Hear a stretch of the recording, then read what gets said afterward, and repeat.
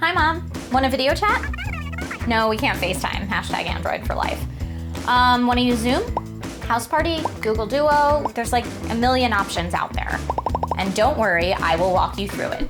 This is DIY in 5. Hey everyone, I'm TRISHA HERSHBERGER and you are watching DIY in 5, the show where we make tech simple for the everyday user. Spending so much time at home has forced many of us to connect via video chat, whether for work, family meals, game night, school, etc. Many people who've never video chatted before are now trying to figure out this landscape. And with so many options out there, it can be tricky to navigate. And now that so many people are catching on and figuring it out, video chatting will probably stick around for a while. In today's video, we'll walk you through some of the more popular video chat options out there so that you can decide which will be your new go-to for your social engagement needs. If you find the tips in this video useful, please like, subscribe, and hit that bell so that you don't miss out on any future tech tips. First up, let's talk about Zoom. It's been getting a lot of attention with everything going on, and it's for good reason. The app is solid on both desktop and mobile with both a free option and paid tiers. Inviting someone to a Zoom meeting is as simple as sending them a link, and you can have up to 100 participants at a time. The paid tiers for Zoom increase the call time limit for groups of 3 or more, can allow you the option to request 1080p video calls, and other high-tier perks. The downside to Zoom is that it's had some security issues as of late, with some users reporting unwanted party crashers joining their calls. Zoom is reportedly ramping up security as we speak. Good luck! Next up, Skype is a great free alternative to Zoom. Like Zoom, it's supported on all platforms and it's actually a bit easier to use than Zoom. It even offers the ability to call landlines, send text, and it can translate in real time. It can show your gorgeous face in 1080p, but for as long as it's been around, it still can be spotty as far as performance, connectivity, and lag, causing some to stay away. Microsoft also has a service called Teams aimed at enterprise users. A family version of Teams, which is part of Microsoft 365 family, is coming soon.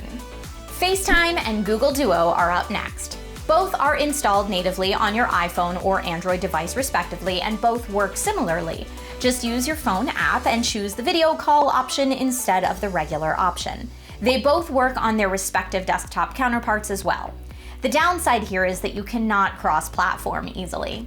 Apple is notoriously stingy with their software, so there's no way to access FaceTime from a non-Apple device.